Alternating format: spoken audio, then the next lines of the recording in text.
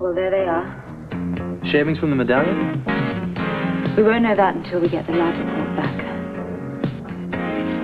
Frisco, I'm going to have to reopen the brownstone murder case. It's going to shake up quite a few people, like the mayor. Not only that, if I reopen this case, I'm putting my job on the line. And also the life here in Port Charles that Robin values so much. Morgan's coming round here in a few minutes, and I'm going to get an awful lot of opposition from him. What if I'm wrong? Anna, you can't risk all this because of a few silver scrapings. We have to have more to go on. There is. I woke up in the middle of the night and I realized that I'd caught Kevin O'Connor out in a lie. Kevin lied to you. Yes. The day after Russell had been killed at the bus depot, I had Kevin and Patrick O'Connor in here for further questioning. I was looking for Russell's motives for the two murders. So they both lied to you? No. Kevin did. You see, he said he did not know Russell in Laurelton. He knew of him, but he did not recognize his face, even when I gave him sketches. Now, yesterday he was telling a story, and he let it slip that he had been delivering bottled water in Laurelton. Bottled water? Uh-huh. So he worked for Purity Water Company. He worked for Russell, then? Exactly, you see. Yes, come in. Good morning. Hello, Mayor. Good morning. Frisco, how are you? Good, sir. Good morning, Mayor. I'm glad that you wanted to see me this morning because I have something I want to take up with you. Fine, but first things first. Whatever you say. A new case has come up, and I don't know if you've had a report on it yet this morning. No, I haven't. Well, it's not exactly under our jurisdiction, but I said I would make you available. You are in demand, Chief. Well, that's very gratifying, I'm sure, but you... I don't mind saying I scored points when I hired you. Thank you. Look, if this case isn't directly under our jurisdiction, then I think I should tell you that I am still very much involved with the brownstone murder case. Well, if there are any odds or ends to be cleared up, Ramsey can take care of it. Anyway, the case is closed. I may have to reopen it. You are joking. No, I'm not. Yes, come in.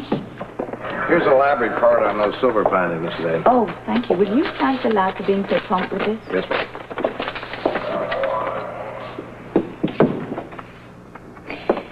The filings match exactly the chain and medallion that were used to kill Earl Moody. What is all this about? Let me explain.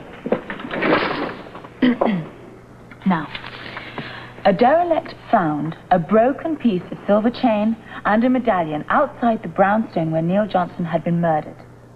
Now, that silver chain matched exactly the pieces of silver chain that we found with Earl Moody's body. Whatever all that adds up to, it still doesn't change the fact that Russell was our killer. Oh, I'm afraid it does. Why?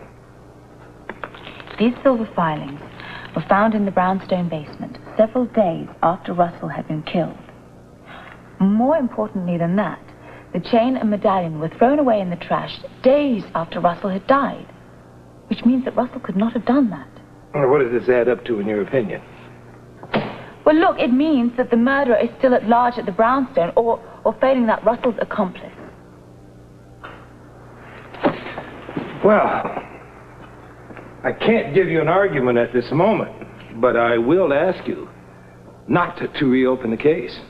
But, Mayor, In any event, I would have to talk to my advisors before we can come to a decision about it anyway. Look, I know I will be placing my job on the line if I reopen this case, but I have got to work on this immediately, before there is another murder. You have more leads? Yes. I have a feeling that one of my witnesses, Kevin O'Connor, has lied to me. That means he could be in conspiracy with his brother Patrick. And the purpose of this conspiracy between the brothers? To kill their uncle and get his estate.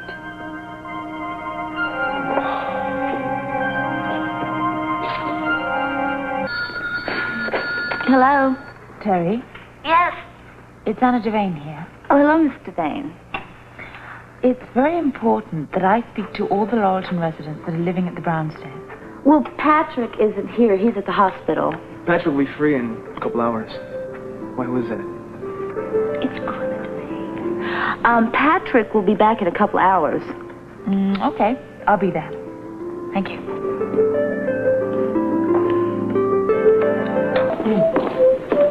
I'm going to need your help at the brownstone, Frisco. Well, I'm not due at the academy. It's my day off. Anything you need. Okay.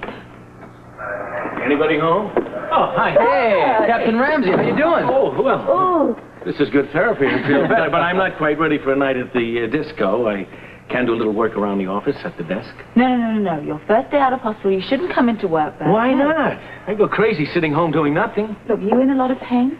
No, this back brace I'm wearing does help quite a bit. You got a brace on. Yeah. Listen, you want to sit down? Why don't you sit down? You want to sit down? No, wait a minute. Thank you very much. But what I want is for nobody to try to baby me. Oh, come on. Why didn't you tell me that you were coming out of hospital? I'd have picked you up. Okay, fine. But when I heard about those silver shavings and the fact that the murder was still on the loose, I blackmailed Dr. Steve Hardy into okaying my release.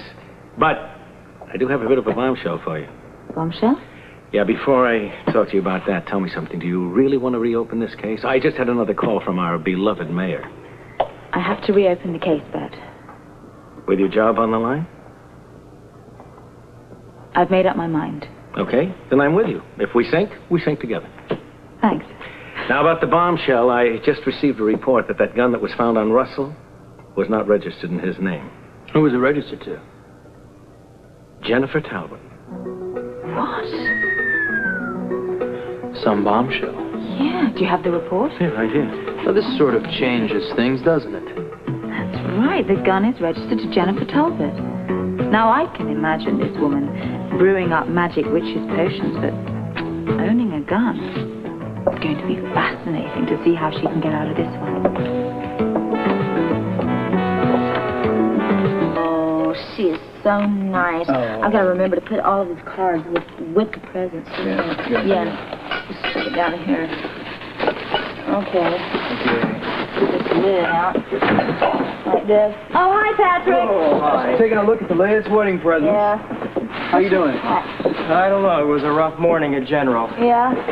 Yeah, Buzz was out in the medical van before dawn, came across a very bad automobile accident, brought 4 people in. Man was DOA. The kids was badly banged up, and it's touch and go with the woman. Oh, that's terrible. Yeah, Well, it's a good thing you showed up when you did, because Anna Devane's on her way over right now. Yes, I got her message. I'd like to know what she's coming over here for. Good morning, Mrs. Talbot. Hello, Patrick. We're all interested in knowing why. Well, my hunch is she's coming over to tell us the case is officially closed. Now, that would be very good news. Oh, and I could use that kind of news for the rest of my life. Can you handle this? Oh, yeah, you can handle this. Let's do it. We'll be okay, back. we'll be back. We'll be back. In the bedroom. This way, Patrick.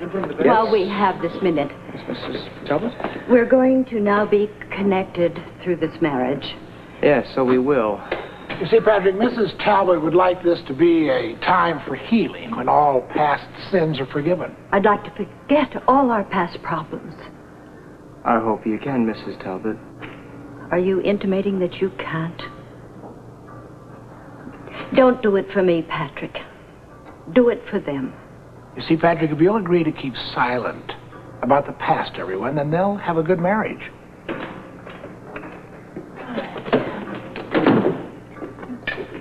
You're all so serious about... We were just agreeing on something. Thank you, Patrick. Ted, we have some things to do about the arrangements in Laurelton. I have some calls to make. Would you go up with me, please? Sure. Oh, help yourselves to the coffee. Oh, thank you. I'm so glad you had to come to Port Charles. I don't know what I'd have done without you. Even Grandma left it patched up. Yes, I suppose we have. I'm glad, Patrick. Look, I want nothing more in the world for the two of you to be happy. It means a lot to us, Patrick. Yes, it does. Makes us all a lot closer. Hello? Hi. Hello, Anna. I'll take your coat. Hello. Frisco. We're a little bit early. Yeah? But I'm rather glad to see that you could make it, Patrick. I just got here, as a matter of fact. Good. Well, Ted and Grandmother are upstairs making some phone calls, so I'll just tell them you're here. Actually, no, I don't need to speak to them right now. Well, I'm sure you're going to tell us the case is officially closed, and they're going to want to hear this. Terry, the case is not closed.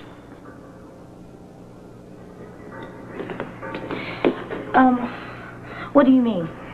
Frisco, did you know about this? Yeah, some of it. Then why don't you tell us something? I just found out myself a little while ago. Anna, you don't mean this. I don't understand this. Just cool it, all right, and let her explain. Well, what is all of this about? All right. Listen. We have found some new evidence that suggests that Russell did not kill Neil Johnson or Earl Moody. What? I don't believe it. And with new evidence come new questions. For whom? To start. Kevin?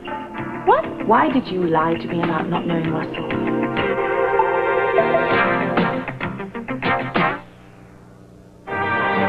Kevin.